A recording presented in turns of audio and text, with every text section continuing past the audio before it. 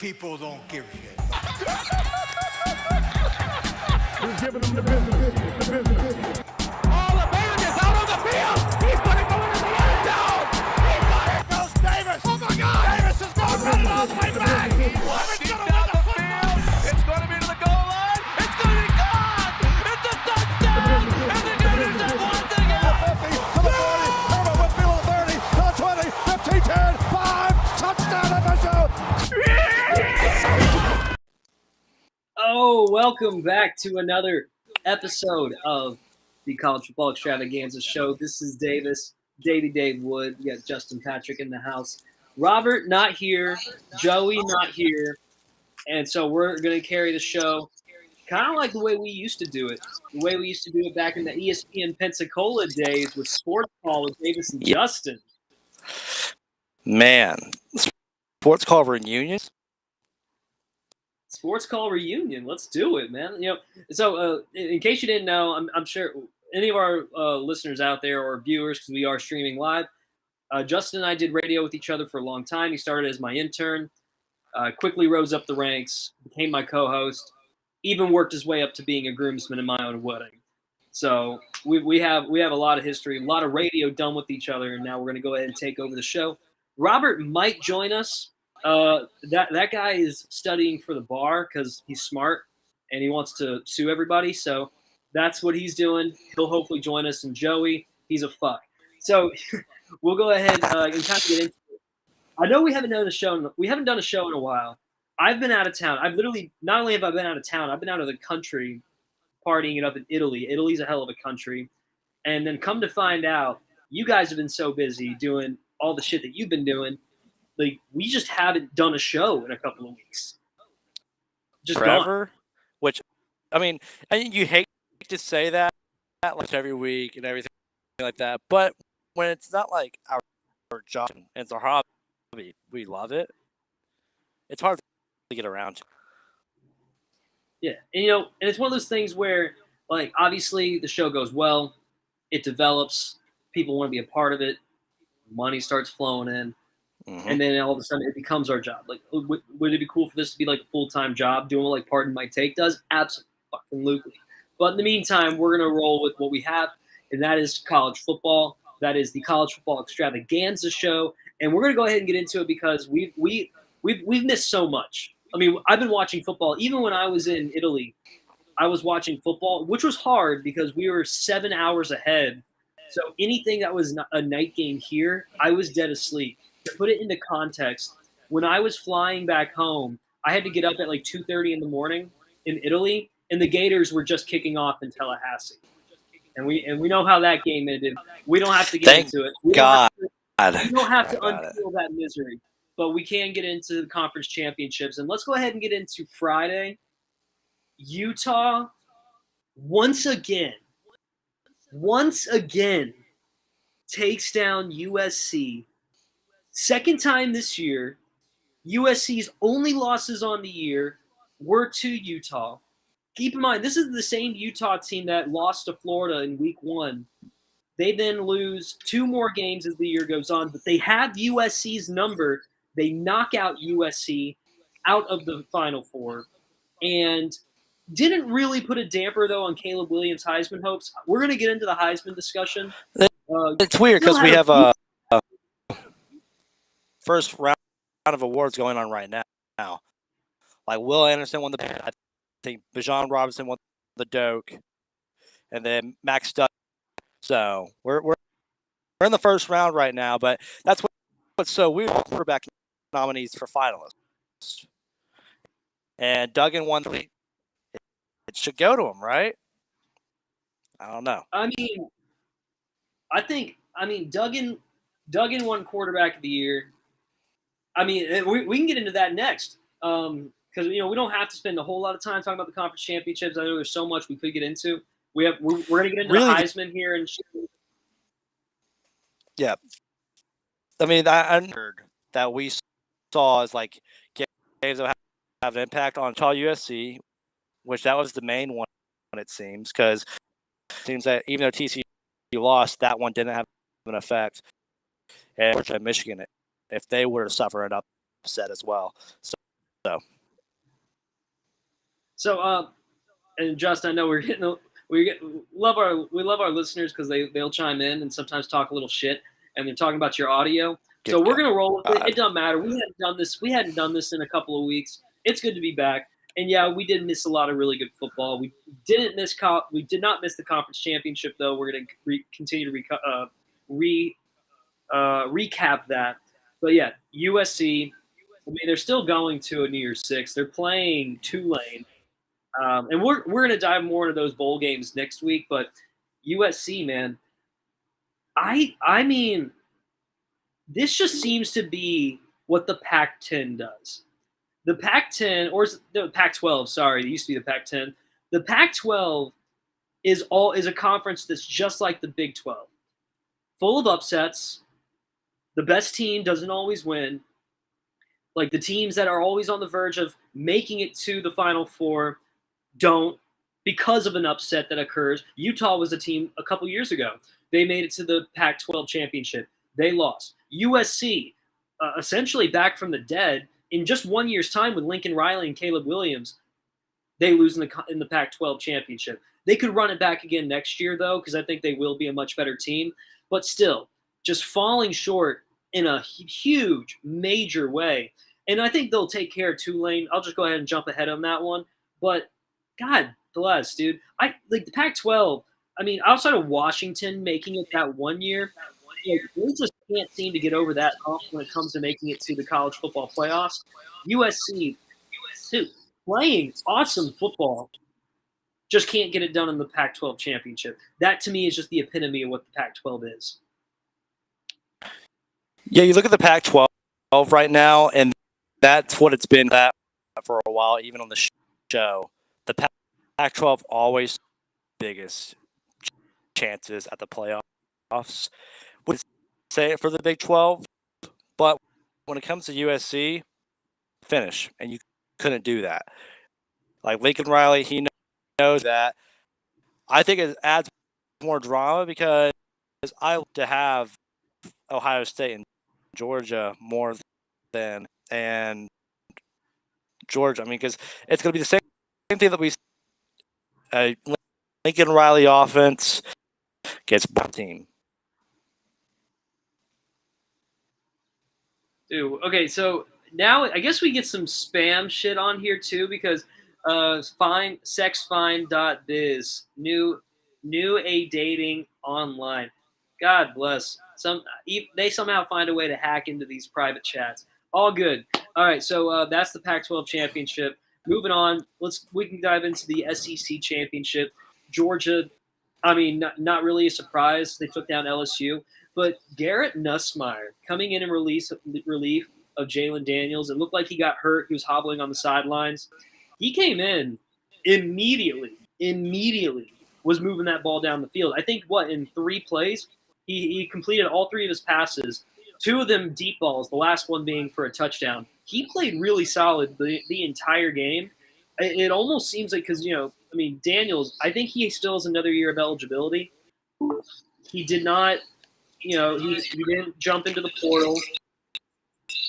At least not yet. He hasn't declared for the draft. Mel Kiper isn't really crazy about him. So, I mean, Nussmeier, just for that half that he played, like either he could be a future, he could have a future at LSU after Daniels is out of there, or maybe he could be one of the 600 plus people that enter the transfer portal. It's not too late. He could do it, and it looked like he has something there.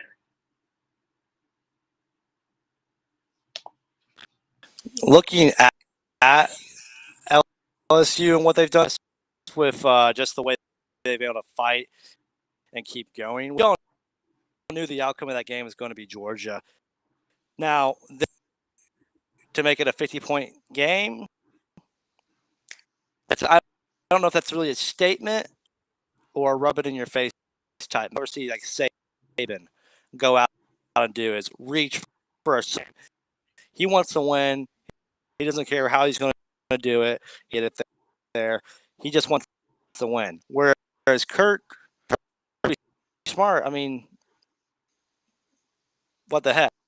let's go for 2 to make it a 50-point game. Why? I will say, though, defensively, I mean, yeah, when you score 50 points in a game, you might let off the gas a little bit defensively. I think 30 points was the most points that Georgia gave up all year long.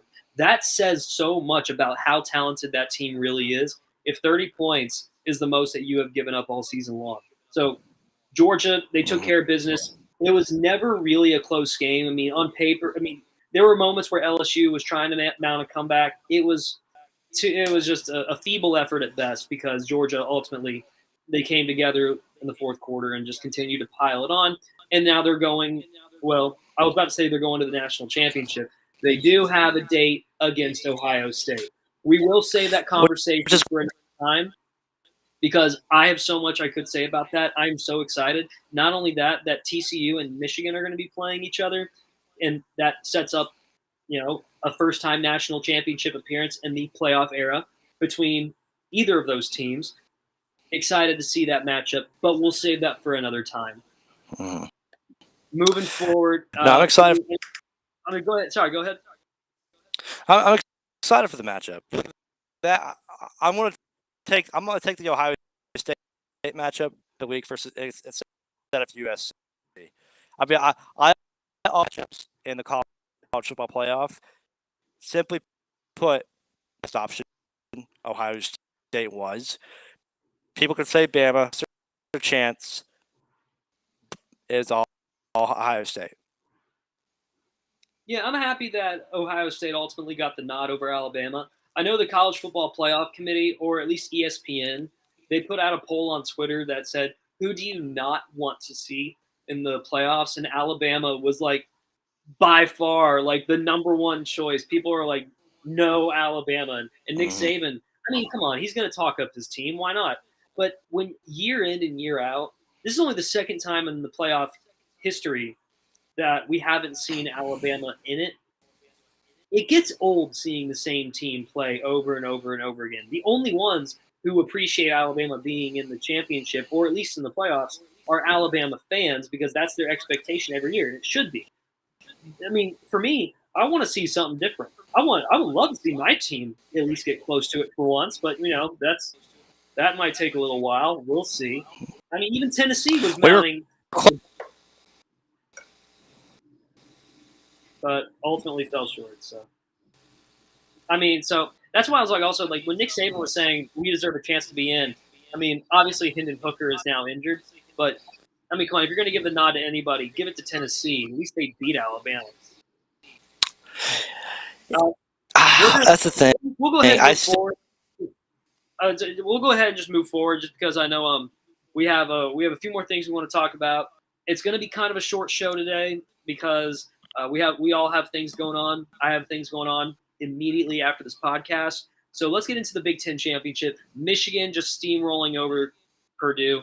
See what the Boilermakers trains ran their ass over. That's exactly what happened. This Michigan team, I think, is a fun team. And J.J. McCarthy had put it best. He said that we think about what happened with Georgia last year. We think about that missed opportunity. And Georgia just annihilated Michigan last year in the Orange Bowl. Those teams possibly could face each other in a national championship. This Michigan team, the way that they're looking right now, they are fun to see. I'm enjoying watching this team. And you don't hear me say that often about the Big Ten in general, but this Michigan team is good, and they're doing something right over there in Ann Arbor. They really are. Any depth, like deeper context, I'm gonna try and join on my phone. So whenever you get a chance to allow me in there, just allow me in. At that matchup with Michigan and Georgia last year is dramatic, for sure. Cool. We're switched over now. Yeah, that matchup was always dramatic. And you can never get over just the fact that Georgia dominated in the way that we all knew they would. Michigan couldn't hold up the way that, people thought like, oh, yeah, their run game's so good. It's going to be great versus this front seven. That Georgia front seven was probably the best, at least in the modern day college football playoffs, you'd have to say, at minimum. That team was incredible. Yeah, and we have Max Duggan for Heisman. we'll get into TCU here in just a moment. And Max Duggan did win the Davey O'Brien Award, so congratulations to him. Caleb Williams, by the way, earlier in the day won AP Player of the Year, which is like the AP's form of the Heisman Trophy. But yeah, so Purdue, I mean, they were a 4-loss team entering the game. I mean, you kind of figured Michigan was going to go in and take care of business. I'm glad they didn't fall on the upset alert train like other teams did, because Purdue is a team that can upset teams, and it didn't happen that time. Yeah. Good call. But there was an upset. Kansas State handing TCU their first loss of the year. No surprise that TCU still made it to the playoffs. I mean, they were a really solid team throughout the year. They fell just short. This game was so fun to watch. This game was really fun to watch. It came down to overtime. TCU was down. They mounted a comeback. That's what you expect out of a team that's a good team, that, you know what, you're allowed to have an off day. You're allowed to have a slow game. And Kansas State is a damn good team. They were actually rolling with a backup quarterback too. And they just got their number that day, scored a touchdown in each quarter, and then kicked the game-winning field goal. TCU, by the way, had an opportunity to score and fell short in overtime. It was a wild game. It was a heartbreaking game. TCU still gets a chance to win a national championship nonetheless. But congratulations to Kansas State, because, I mean, they get to go to a New Year's Six bowl game now. They brought it in that game. And it was fun. Like, College Game Day chose the right game to go to. Kurt Herbstreit, Chris Fowler chose the right game to call. That was just a fun game at Jerry World. Yeah, no, it was. When it came to the Saturday slate, that was the main option. Like, if you want, like, and that's the thing. I mean, last year, the most exciting game that had the biggest impact on the playoff selections was that Oklahoma State Baylor game. That was awesome because that changed everything. Gave the chance that Cincinnati could be in, and Georgia could be in, Michigan could be in, and Bama. So it changed a lot of things that made it just overall better playoffs. So now we look at this game between TCU, Kansas State. I love Deuce Vaughn. Deuce Vaughn's been one of my favorite running backs all year long. He's been great. We knew Kansas State was good. Like, they were ranked 10th for a reason. They were a very quiet 1-2 loss team all season long. You know, they were one of those teams, like, we all looked at the Big 12 really weird come week 5, because it's like, who's our undefeated? Kansas State, TCU, and Kansas. They're like, that can't be right. Is this basketball? No. This was football. You know, and I will say, like, just kind of like looking ahead, like, I think it's been I really don't know when the last time I was this excited for a playoff. I mean, I'm always excited nonetheless because, you know, it's playoffs. But it just seems like the matchups were right this year. Mm-hmm. It just seems like they matched up two teams against each other who really could go punch for punch. Like Georgia, Ohio State. I know Ohio State fell against Michigan, but I have a feeling they'll bring it against Georgia. That could be a fun, high-scoring game. Or Georgia's defense will just overwhelm C.J. Stroud and just shut down their receivers. But Michigan and TCU just feels like that is an even matchup. It feels like these are two teams that it could either be a tight, low-scoring game, maybe similar to what the final score was for Kansas State and TCU. Like, it just has that vibe, that potential to be one of those games at the end of the day. No, it does. And that's what I love about it. Because if it had been, I was really hoping that they put TCU at the 3. Because I was like, that's where they should be. It was, if they put TCU in Georgia, it's like, okay, I feel like Georgia's going to pound Max Duggan to the ground, right? Ohio State's a team where everyone's been saying they could go beat Georgia. They can go beat Georgia. That's what we've all been saying because of their offense. It's so good. Now, Jackson Smith-Njigba isn't playing, but it's still going to be a great game, knowing that they are one of 2 teams in the country with 2,000-yard receivers. Very rare, and that's with a top 10 prospect being out most of the year and in Njigba. That tells you the wide receivers that come out of Ohio State. The list is so long. I love the TCU Michigan because that can go multiple ways. We'll see an exciting offense and a decent defense. And that's just something that we're going to see happen. I got to turn off my notifications because that just threw my phone off the whole thing. But, you know, when we look at this game, it's going to be pretty interesting coming God damn. to TCU and Michigan. I'm excited for it. I'm excited for Ohio State, Georgia even more, though, because I feel like if there's going to be a big upset, it's going to be Ohio State over Georgia, which people didn't believe in them just for the simple fact they got beat so hard by Michigan. But I still think they have a chance to do what they can. And I know Joey Two Guns says he can't wait for the 12 team. Me either. I mean, that's happening in a couple of years. And it's funny how it came down to the Rose Bowl.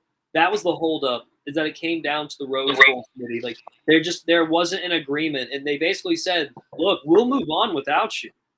And the Rose Bowl is the granddaddy of them all. I'm a little surprised, too, that we haven't had a national championship back at the Rose Bowl. Since 2013, I think, was the last. No, it's the Auburn FSU one, right? That's insane to me, because the Rose Bowl is literally, to me, the mecca of college football, and we need to bring that back. So I hope that the Rose Bowl is the host of a national championship again. It's going to be in LA too. They're going to SoFi. Like, I mean, I've never been to SoFi. I have seen the Rose Bowl. I've never been inside. I want the game back at the Rose Bowl. I mean, that's just an unbelievable place to host a college football game in general. But every time there's a national championship at the Rose Bowl, it just so happens to be like one of the greatest championship games ever played. And the best one of all time. Vince Young in Texas versus USC. You know, that's in every brought up every year. You'll see that video in college football, right? I mean, and what's the biggest disgrace though is UCLA playing there, and they can't even like they don't even have all the sections available for seating because they don't have enough people coming to those games. They rope off like the end zones, I've noticed. It's heartbreaking to me. It's heartbreaking. You just can't do that. It's the Rose Bowl.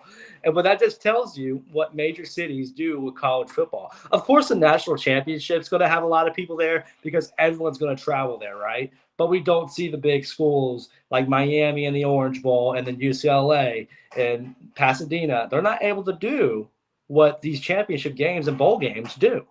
Yeah, I mean, and also, did anyone say stop having the games at the Rose Bowl? Because, I mean, they still have the Rose Bowl itself, obviously. But, like, did anyone make the bad suggestion to say stop having the championship game at the Rose Bowl? If they did, I want to slap them right in the face. That is every time it's a fantastic game. You can't go to the Rose Bowl and not have a fantastic game. It's like impossible. It must be good if it's at the Rose Bowl. And I want to bring it back.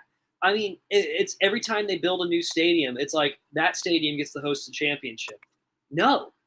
Like, let's bring it back to the Rose Bowl. I mean, sure, go to SoFi. Sure, go to Glendale. Go to the Superdome. Go to Atlanta. Those are all great places, and the weather will always be the same because they're domed.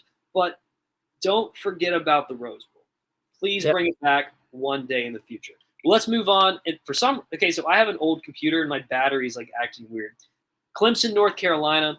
DJ Uiagalelei out after the first two drives, both of them 3 and out. Cade Klubnik came in 20 of 24, 279 yards. He threw a touchdown. He was consistent. He was moving the ball. And so Dabo says that the plan all along was to pull DJ after the first two drives. I call bullshit. I'm not buying that at all. Oh, yeah, let me just throw this guy in here to get a rhythm and then pull him out. 2 drives is when the quarterback finally gets in rhythm. What type of bullshit is that? First of all, you remember the first time we saw this Cade Klubnik kid, though? That was what? Like earlier in the year? Yeah. We were together we were getting ready for your wedding. And That's right. That's right. Syracuse. It's the hotel room. Yeah. Yeah, that was the first time we saw the guy. And we were kind of impressed. We're like, the team meshes with him really well. But they kept going back to DJ. And then Notre Dame and Marcus Freeman come along, and they said, screw you and your playoff hopes, you're done. Yeah. Would it still be good with COVID crazy California? Bro, I got married in California. That state's wide open, so we're good to go. I don't think it's going to be an issue. And the championship is literally going to be in California. So, I mean, yeah. Like, it was nowhere. It's wide open. It's totally It was nowhere. Yeah, I mean, I won't get back too deep into that argument, but yeah, for sure. Like, just having it back to the Rose Bowl, it'd be so much fun. Hell, I'd probably try to go. I'd probably try to go, especially if Florida were in it. But they're not. They may never be. But yeah, Clemson. Okay, so Clemson, they ended up steamrolling North Carolina. Everything was moving once Cade Klubnik came in the game. And then DJ, as expected, hits the transfer portal. Where do you think he's going to go? Because someone made a short list of teams that they truly believe he would go to. Notre Dame was one. They think Notre Dame is a big spot. I love it. I love it. No, I'm actually. I wasn't thinking about Notre Dame. I love it. That's not a bad idea. Oregon State, and I think Arizona State also made the list. And then also, I don't think this is happening, but Florida. They said Florida is another one because, and by the way, Florida's starting Jack Miller at quarterback after Anthony Richardson, after he declared. And then the other guy, I won't even say his name because he's a fucking pedophile. He's off the team. Fuck that guy, for real. Yeah, he's a pedophile, so he doesn't need to be here. What up, Riggedy Rob? What's up? Rob here. Come bring all the edits. Do it all. Florida kicking pedophiles off the team. But, yeah, man. It's one of those things where, can you guys hear me? Okay, can you hear me? Great. Okay, Perfect.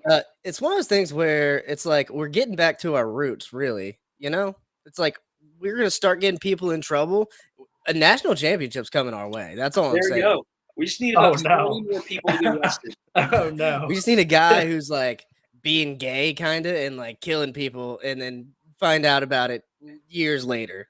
Yeah, after he's had a successful NFL career. Mm-hmm. And a preacher. That's apparently the combination for the University of Florida. And a white guy going to concerts saying the N-word a lot. Yeah. I mean, Chris Leak was he got in trouble for some underage. He was a coach at a high school. So yeah. And that kind of went away pretty fast too. He's just like laying low, I think now. I think he's just laying low. I would lay low after that. When you joined us, we were talking about Clemson, North Carolina. And I kind of diverted a little bit, but yeah, basically the closing argument is, Klubnik, he's definitely their starter moving forward. He's going to be their future going in the next year at the very least. And then also we were talking about where would DJ Uiagalelei go, and someone mentioned Florida as a possible destination. They need the quarterbacks. Jack Miller is going to start. Hadn't even touched a football all year, I think, and he's starting. So. We saw a lot with the transfer portal. 6 starting ACC quarterbacks. We saw a lot with that. But you mentioned Notre Dame. I love it because there's drama there because they face Clemson almost every year. So there's drama there. We see DJ go to Notre Dame. They need it because their main quarterback got hurt versus Marshall. Marshall put their quarterback out. And we see that. It's interesting. But we see a lot of quarterbacks in the transfer portal now. And one of our old friends. Good quarterbacks too. Right? Huh? A lot of good quarterbacks too. Oh, phenomenal. Yeah, quarterbacks who were in no danger of losing their job, but they wanted an opportunity to go DJ lost his job. It's NIL. It's NIL. Mm-hmm. It's all NIL. DJ lost his job, but like think of Austin Reed. Like Austin Reed, he just upgraded, you know? Oh yeah, he has an opportunity to literally upgrade to a Power 5 school. See, where he would be good? What Austin's doing is risky because if Austin repeats his season that he had at WKU, back at WKU, knowing the play system, knowing the receivers, it was bound to happen, right? He's going to go to the NFL again if he repeats that season. But rumor has it, money's being involved somewhere, which is not surprising. Austin had a great season. Statistically, he had a top 5 season when it came to quarterbacks, right? He looked good. But if he's bailing a lot on this season, this NIL money, if he takes a chance, if he gets thrown 6 figures somewhere, cool.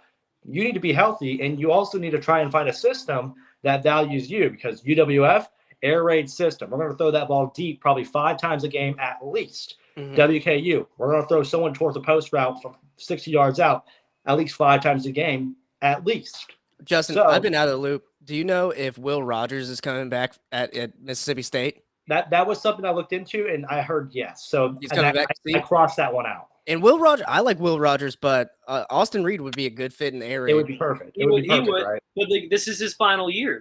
This is like his 6th year. So yeah, this is a giant gamble. Wherever he goes, he needs to make sure he starts. But then again, I thought it was a gamble that he was leaving UWF. He beats out a former West Virginia quarterback and took over the job, played phenomenal. So you got to believe that whatever school he goes to, they're looking at him to be the starter. Yeah. Yeah. Speaking of West Virginia quarterbacks, where's JT Daniels going to go? He's like collecting all the rings. Fourth school, man. This guy, Fourth it'll be his school. 8th year in college football by the time he graduates. Mm-hmm. 8th. This guy better have a fucking doctorate by the time he's done, bro. Well, and there, same thing with Stetson Bennett. They were showing like him and Lamar Jackson born in the same year, but he's like 5 years behind him somehow. Yeah, he's when Lamar won the Heisman Trophy. It's been 5 years since Lamar won the Heisman Trophy, or I guess 7 years. And then you have Stetson Bennett in his 5th year of college. Yeah, I mean, it's true. But, you talk about Austin, and I'm excited to see where he goes because he was someone that was close with us here in Pensacola, right? But I'm also kind of worried because, I want him to have success. He had success at WKU. If you repeated the season, it's almost guaranteed he gets drafted, right? Which we want that for UWF. We want that for him. If there's a chance that he doesn't do good at Power 5, it can completely erase him from football. And that worries me. I don't want that. I don't want that to see that happen to him, even though I still think he's a great quarterback. He put up better stats in FBS football at WKU than he did when he was at UWF. I don't know if any of y'all looked at the stats, but they were better this year at WKU than either season at UWF, which I think speaks volume. And think about, and Western Kentucky's been churning out quarterbacks lately. I mean, Mike White has had success with the Jets lately. You have the guy, Zappe. Zappe. Yeah, and Zappe, also before Zappe that, out of New England. Yeah, before that, it was Brandon Doughty who led FBS in college football for like 2 years back to back. He was really good. Hated the guy because he played against Marshall. He always did so well. But for the past 4 quarterbacks they've had have always had a season where they threw over 3,700 yards, which that's always top 3 in the country, it seems, on average. Yeah. Quarterback factory up there in Western Kentucky. Mm-hmm. So just kind of wrap it up on the conference championships. Tulane took down UCF. This Tulane team is cool. They're going to be in a New Year's Six bowl game. They're taking on USC. I think this is their first time playing in a bowl game that big, and they had a hell of a year. Tulane had a hell of a year. I'll be honest though, I'm not going to sit here and talk about them like I've kept up with them all year long. I mean, I can't really tell you too much about any of their players, about the games that they've had. I can't tell you a whole lot about Tulane other than looking forward, they're playing USC. And I would like to think they're going to really give them a fight. When was the last time we paid attention to deep attention to a group of 5 team? Was probably Cincinnati. Because we knew if they had back-to-back undefeated seasons, which is far-fetched because it's like, all right, you have to take 2 seasons and put them both undefeated to equal a 4 seed in the college football playoffs. So we're like, all right, Tulane even lost this year. Why are we paying attention to this team, right? Cool. They're going to play in a big bowl game, but they haven't proven themselves to where it's like we need to deep dive on these players like we did with Sauce Gardner and Kobe Bryant and Desmond Ridder over at Cincinnati last year. Oh, here we go. Q, who cares? Who cares? Yeah, we're back. Yeah. I got this whole thing back here, dude. Look at this, isn't it beautiful? Bro, when Robert's not here, man, we don't get the soundboard. Yeah. Kentucky. Bet you missed it. I bet you missed it. Okay, no, let's throw that one out there. Hey, Will Levis, he's the number 1 quarterback prospect in Mel Kiper's big board. Number 3 prospect overall. How the fuck? What does this guy see? I don't get it. The stats don't match up. Just the play style doesn't match up. Show me your work, Mel Kiper. I don't understand. I think I heard that they're comparing him to Josh Allen. Bullshit. No. He doesn't run like Josh. No, Josh did better at Wyoming than Will did at Kentucky. I mean, definitely. I mean, he's got an arm. Don't get me wrong, but and that's me talking without looking at any of his stats. Will might have better stats than Josh Allen. I just don't think so. Just he doesn't. thinking about it. No, you know who has the cannon of an arm and close to the same mechanics is honestly Anthony Richardson, but the accuracy is not quite there. And it's not even that. It's like the accuracy's inconsistent. Like he can throw some dimes, but then he'll go like 9 for 27, like he did it against FSU. Fuck And I Joey. read Mel Kiper's piece about Anthony Richardson this morning, and he was like, "Yeah, he still has a way to go, but he has just such raw talent that he will get picked up late in the first round, possibly in the second round, Mhm. and he'll definitely sit the bench." But Yeah, As he's a just a starter. prototype, dude. I mean, But- Kyle Trask is sitting the bench still. yeah. Yeah, But I Anthony think so, Richardson too. has a better touchdown interception ratio than Will Levis. I think Joey's absolutely right on this one. Anthony Richardson, you could see he would get down on himself in the game and he could get in his head. But I will say, every single game, even when they were losing against Vanderbilt, even when they were losing against FSU, the Gators always fought back this season, and that was better than last season. And I think he grew a little bit because AR did pick it up. He had a bad third quarter against FSU, but then he did good and That came game back. was I liked that exciting. game. That was a That good game was game. exciting. It was a great I will game. say FSU had two of the best games I watched this whole season. I was at the LSU game, and that game was an instant classic. Same with this Florida State game. I haven't even got to talk about that. Joey hasn't been on here, so we haven't been able to talk shit about it. But that was a great game, and it must have been awesome to be there. I bet. I was literally since I was leaving Italy when when I had to wake up for my flight was 2:30 in the morning in Italy, and the game was kicking off.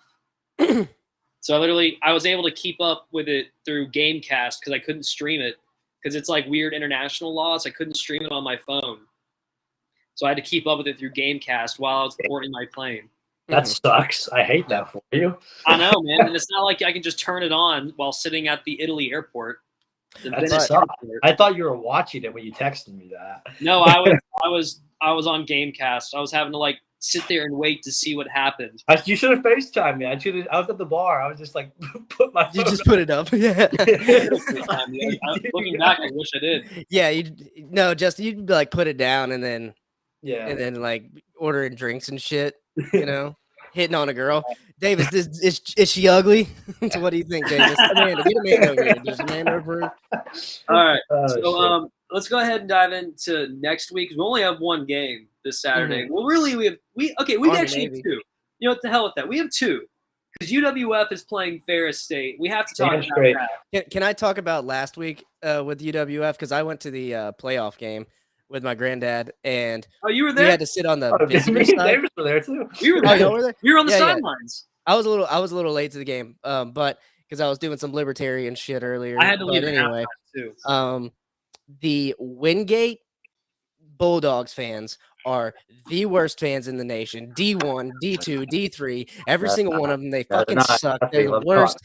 Look, that team got their asses stomped, and these fans are just crying in the stands. Your season's over. Go home. Have fun in the off season, dude. They didn't understand the concept that when you sub your offensive players, the referee stands and holds the offense so the defense has time to substitute. And UWF kept taking advantage of that. These guys were whining, bitching at the refs, cussing them the whole fourth quarter. And so finally I was like, you guys don't know football. I just shouted over there. And some old fuck probably has a son on the team who's never going to play football again goes, shut the fuck up, man. He was like, hey, calm down. How are you going to tell me to shut the fuck up and calm down? Like, I'm calm. I'm just telling you, you've been watching football all season. You got a coaching issue over here. That's why you're fucking getting 5-yard delay game penalties every single play. You're actually wrong. You're actually wrong about the worst fans part. So this week, I got a little tidbit for y'all. I haven't even told this to my guys at ESPN, but so UWF, we got put the 4 seed, right? They don't truly think we're the 4 seed. They put us there because they know that we're not good enough to be put at the 2 seed, but they put us at the 4 seed because they think we're the only team that can beat Ferris. And they want Ferris beat, even though they're the reigning champs, because last year at McKinney, Ferris was so awful, like just the way the team acted, the way the fans acted, the way the staff acted. McKinney is possibly not going to try and put a bid in on hosting the national championship or Division II anymore because of Ferris State. So they want us to come in and do dirty work like we did in 2019. They're known as the bad guys of Division II. Like they think they're the Miami, like the 2000 Miami. That's how Ferris acts. That's how Ferris thinks they are. They're thugs. All right, I'll say that straight up. I don't care who sees this, but they are thugs. I will say that. I remember in 2019, I remember they knocked off the photographer's hat. They knocked off Morgan Gibbons' hat. Like he's just sitting there doing photos, and the player just comes over and knocks off his hat. Like the staff was horrible. They didn't treat Will Kennedy and our guys right. So let's just say this. They're not very good.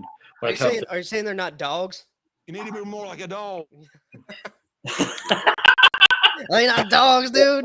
Aren't they the Bulldogs? They are the Bulldogs You need a too. bunch of cats in here. But yeah, In the mirror. so Ferris, they're pretty bad. So UWS has to deal with them this week. But they think that we're the only team that can beat them because Shepherd, one of the other seeds, they got blown out by Ferris last year. And then they don't think Colorado St. Mines can do anything either because Colorado St. Mines just ain't that good. So, speaking of Ferris, it's not Ferris. Shepherd. Apparently, Shepherd's quarterback is like a draftable quarterback. Like, he won the Hill last year. He won the Harlem Hill. I like how we're getting D2 like majorly. We should just be a D2 podcast. Have me who deals with it week in, week out, right? Yeah, no, that's good. That's good. You have UWS silent reporter right here. But the thing is, he won the Harlem Hill last year. I'm a big fan of the guy. He's actually really good. I would love to see them win and we win because I want us to see us face Shepherd because that quarterback's really good. I want to see how our secondary would handle versus Tyson Badgett. He's really good. So I would like next week to do a bowl game podcast, and we can make it to that because the first bowl game start on the 16th. That's Friday. So I think we could get one done before then, right? So we don't have to go through all the bowls tonight. Yeah. No, talk about some of it if you want. Well, we definitely talked about the playoffs a little bit and some of the New Year's Sixes, but I had been mentioning like kind of throughout podcast before you hopped on that we were just gonna get into it next week. Yeah, cool. Okay, cool.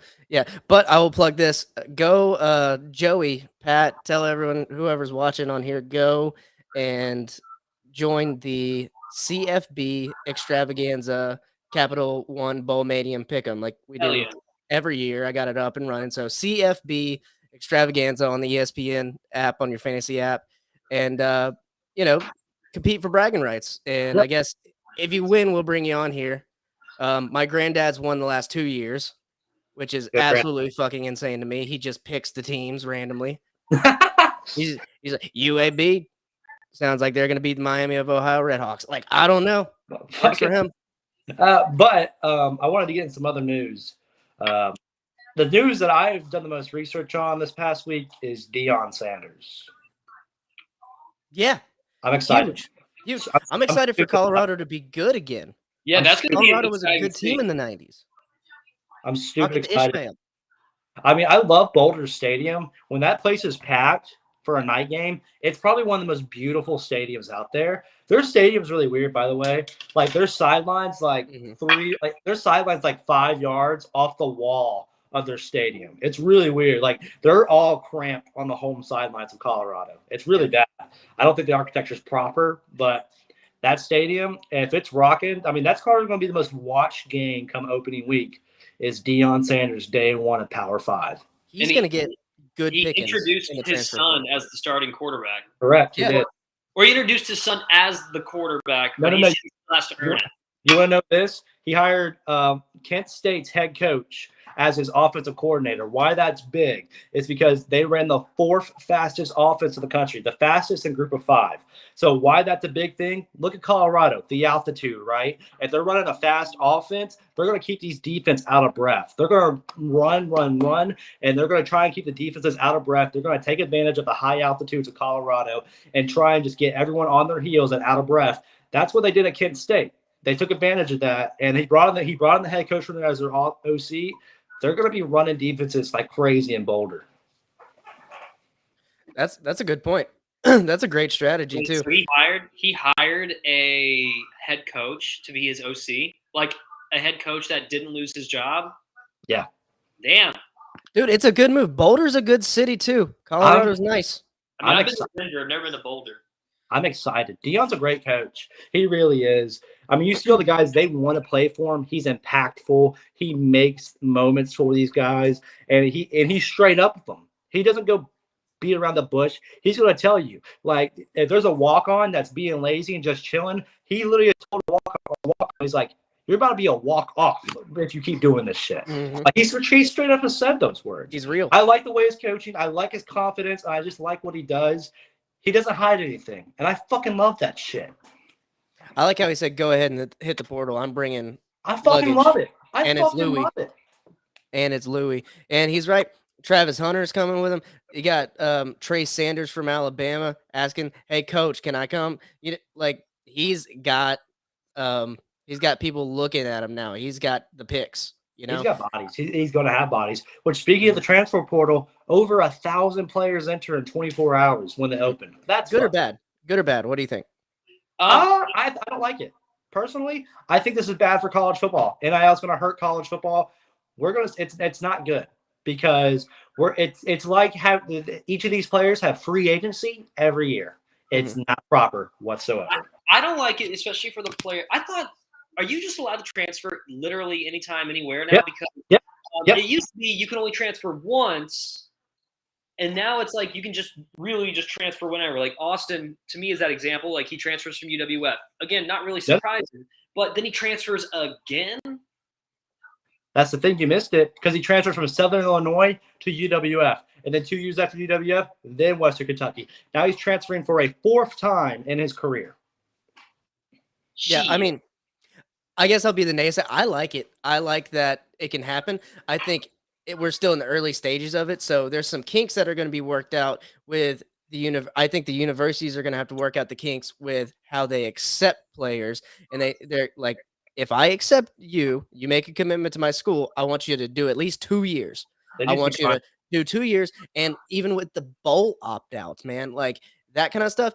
If you're playing for my team, you have to play in this bowl and put it in signed writing. If you're making money, there's a signed contract that can be made. And these players, if they're that good, if they're free agents, they're getting money. Have a lawyer look at a contract. I also think it's kind of scary stuff when you have a player. I mean, don't get me wrong. Like it's actually, to me, I enjoy looking at the list and see where these players could possibly be going. I think that if you've lost your starting opportunity and you want to give it another shot somewhere else, you know, why not? You absolutely should do that. If you're going to have an opportunity to play and if you're allowed to do it, like go ahead and do it. But if you're a starting quarterback, especially at a premier Division I school, and you still decide, yeah, I'm going to go somewhere else now, I think you're seriously rolling the dice on yourself. But good luck. I mean, like think guys like Devin Leary. I mean, he's probably the top player in the transfer portal right now. Like he could probably go anywhere that he wants to go. He's a damn good quarterback. He might go to Florida. Florida's been in talks with him. Florida's been in talks with another quarterback as well. Really? Interesting. No, I don't like it whatsoever because it messes with way too much. Like you could just have players be like, no, I'm not coming back.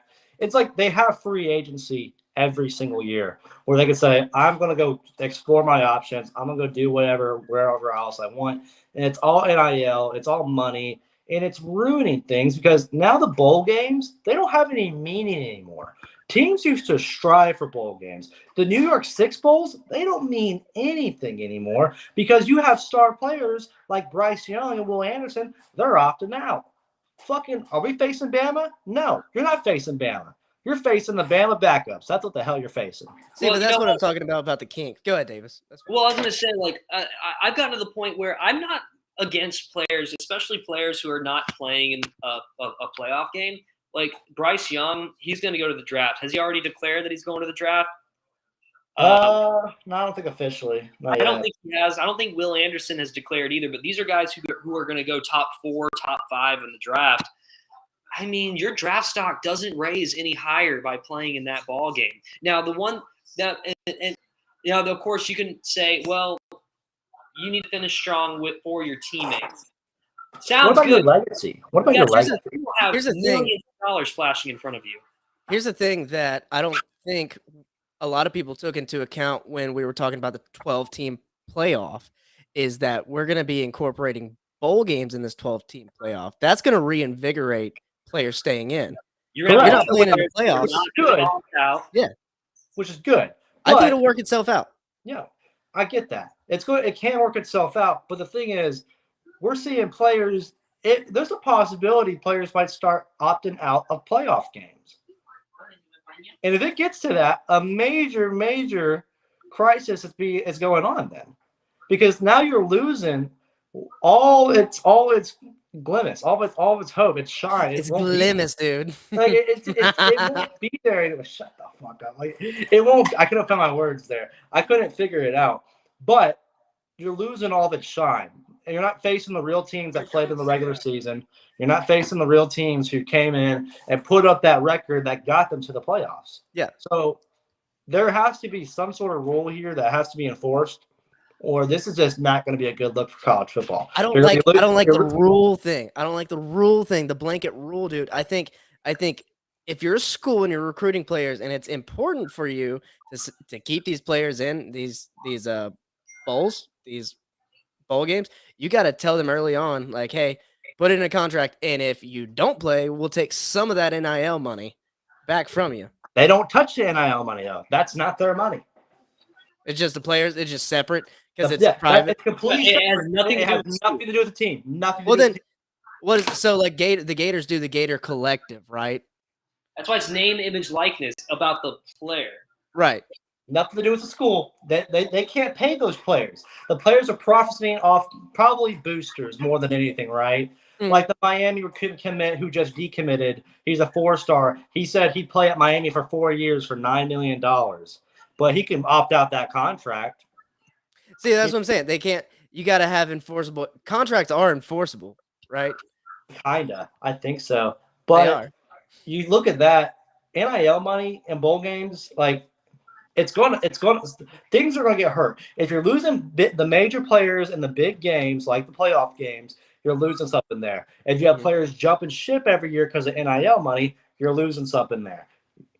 Something's got to change. They got to get control of this. Oh, quickly. Joey's coming, dude. You got an old guy coming after y'all. Joey's saying y'all are stuck on the boomer ball mode, dude. The NIL. I have been supportive of the NIL.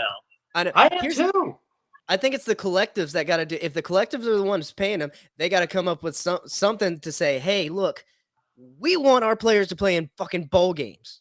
We're not recruiting no opt-out motherfucker. So Yeah, if you don't play in the bowl game, you don't get the bowl money. They need to control NIL. I support it. I've written way too many articles and papers on the NIL and players making like anything off their name, image, and likeness. I've done it so much. But if it's coming to a way that's impacting the school or impacting college football, they got to figure out a way to get this fixed. Yeah, it's not. I'm not saying it's a good thing. I understand where you're coming from completely. I don't like it. I hate it. In 2020, when Florida had a good team, we had to play Oklahoma, and they just dicked us down because we were losing. We had like 23 players who were out. That sucked. Didn't even want to watch the game. Because here's the thing. Then that's in the history of that school, of that bowl game, and of college football. But that you know what's not in the history? Oh, Florida didn't have Kyle Pitts. Florida didn't have its main 3 receivers. Florida didn't have half its starters. That's not showing in the background. All that you played is the score. All you see is Trask played because he's a dog. Yeah, Trask played. That dog. But you don't see the background of that. Oh, they got blown out. That's all you see. You need to be more like a. Sorry. You don't see the background of that. That all you see is the score, and that's all that's remembered. That's all that's there. Like Joey's saying right now, that guy obviously made the decision to say, I don't care. I'm playing in this bowl game. And first of all, I hate that FSU got Oklahoma. I wanted you guys to lose the bowl game. I think you're going to win the bowl game. We'll get into that next week. But you got to recruit players who are going to want to play in bowl games. I wanted them to get South Carolina. South Carolina's on hot streak. I would That would be cool. That would be a good game. They got hot. I would have loved it, man.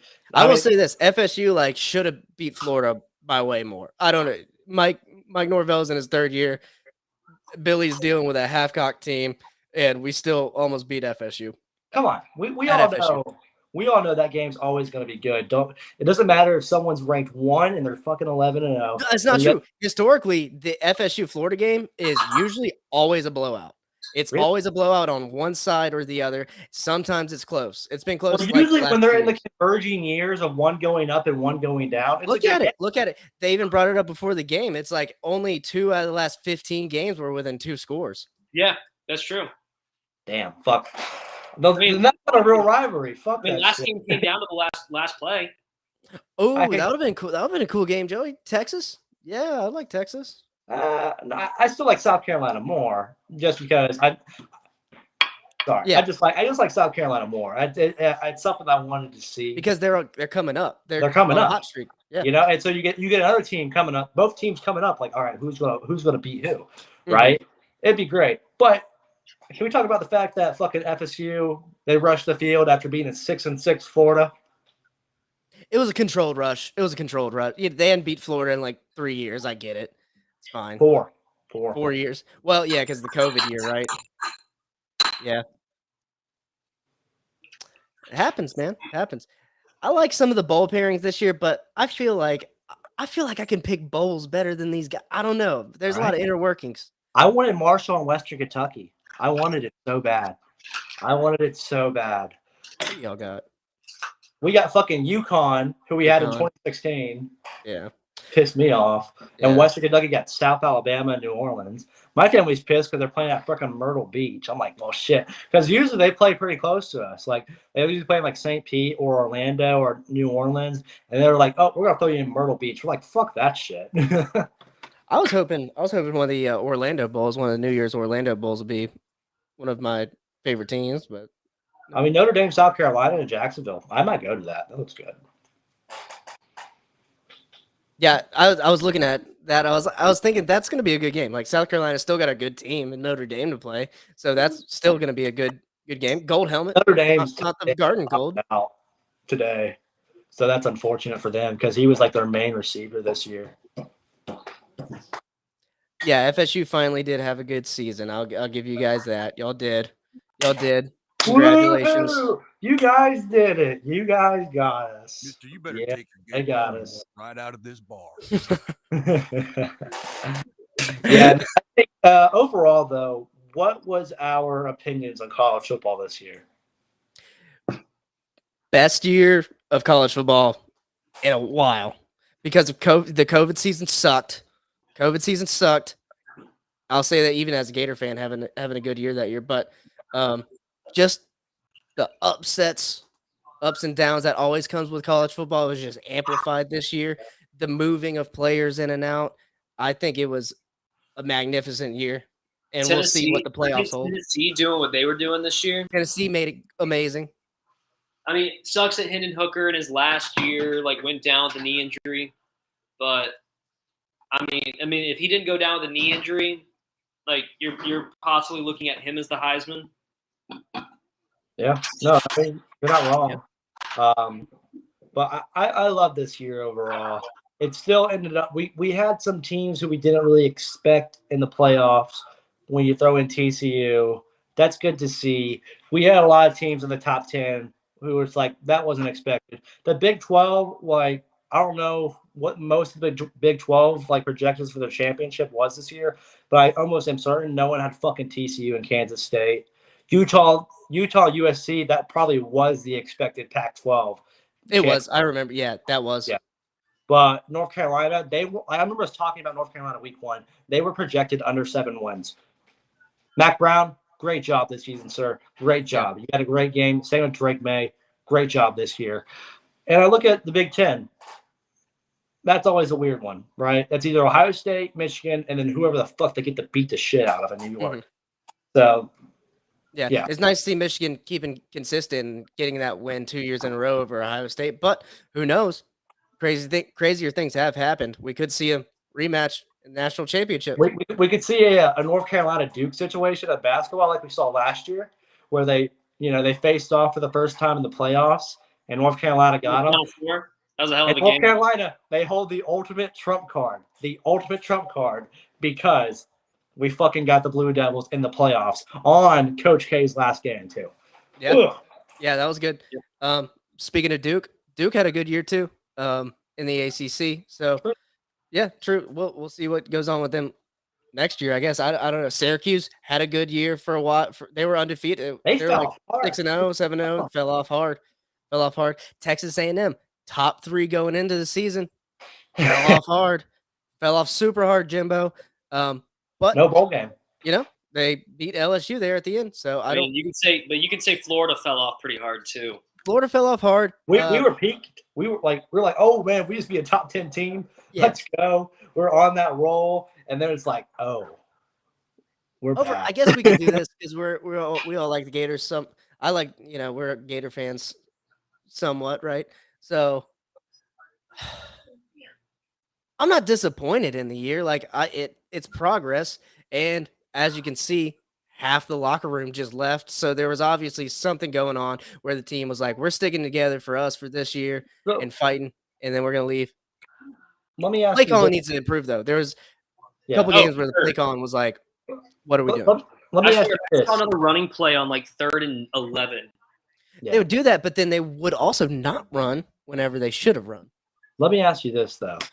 When it comes to these new coaches getting players and whatnot, but then we see how quickly they pull the trigger to jump in the portal, how hard is it going to be for new coaches to get their feet situated on the ground to where they have success with how easy players just jump ship after a bad year? I don't know, and we'll have to see because Billy Napier's a young coach, right? He's still going to grow and make mistakes and stuff like that, so I'll give him some room there, but what he's doing on the recruiting trail is amazing right now if you're keeping up with the Gators recruiting. If they land this guy, I think tomorrow or on the 15th, I think it's on the 15th, he's an offensive lineman named like Pancake something on Twitter. They'll break the top 6 in recruiting rankings. And Urban Meyer proved that recruiting's all it is, man. You recruit the right players and in your offense, that's how you got Percy Harvin and Tim Tebow. That's how you got all the guys that he recruited that were just amazing. Cam Newton. Who'd you say? Who was that really fast guy that wore number 2? Jeff Demps. Jeff Demps. Dude. He's an Olympian. And it was like Jeff Demps and Chris Rainey. It was like a 1-2 punch. And they were the fastest guys in the whole country. Jeff Demps ran track, and he won medals running track. He ran the Olympics, I'm pretty sure, right? Yep. Yeah, he won a silver medal, but it got stripped because of a teammate that tested positive for pH. And Chris Rainey would beat him in races sometimes too. Yeah. And he went on to play in the Canadian Football League for a long, long time. Yeah. No. Even after beating his girlfriend. Rainey had so much hype going into Florida. And, he could have done more at Florida, but I mean, oh well. Well, it's because he had that dip. Well, he played one of the years when Will Muschamp came in. So True. It's kind of one of those things where Urban Meyer dipped off, started having headaches, got stressed. Had girls dancing in his lap. Yeah, finger popping girls' buttholes. my coach. That's Dude. my coach. That was our coach. I was our coach. I can't wait for the Netflix documentary. Yeah, that documentary is gonna be fire. It's gonna be fun. How they never that's beyond me. Yep. We wrapping this bad boy up here soon. Yeah. Yo, go Navy, beat Army. Yeah, go Navy, go Navy. Let me get the background music. Play us off real quick. Didn't Navy win last year? That game's all. It doesn't like literally one team could be 9-0, the other team 0-9, and it's still gonna be a one. It's a proper rival. It's a proper rivalry game. Mm-hmm. And the uniforms look cool this year. Uniforms always looking cool in that game. They always look cool. Always the best. I don't care. They're always Blue Angel uniforms were the best. Go Pensacola. That's right. I still sell that jersey too. I still need to buy one. You guys got any plugs? You guys got any plugs for the show? I'm good. You're good? You're good. If you're at the Christmas parade this weekend, I'm walking in it. Nice. Nice. Yeah. I'm doing comedy sometimes, so come see me do comedy if you're in Pensacola, or if you're in the surrounding area, come watch me do some open mics. I mean, I'll be doing commentary for the Ice Flyers a couple games this holiday season. I'm also the commentator for UWF, so if you ever check out any of their basketball games, You'll be seeing me, hearing me, doing whatever, and keep up with me on ESPN. Yo, Justin, what game are you going to be calling? Because Amanda and I are going to a game soon. I don't know yet. Because Greg hit me up. He's like, I'm going to need you for a couple games. I'm like, just give me a week and a half advance. That's all I ask. The what? All right. There it is. 16. Thank you guys for tuning in. Sorry we haven't been active. Davis went and got married and went to Italy. I've been studying for the bar. We'll get there, and we're planning to do episodes in the off season. I'm gonna do like Josh Pate from the Late Kick and not use that word anymore. There's no off season. I think we can keep this thing rolling. I think we can do it. Let's do it. I'm a man. I'm 40.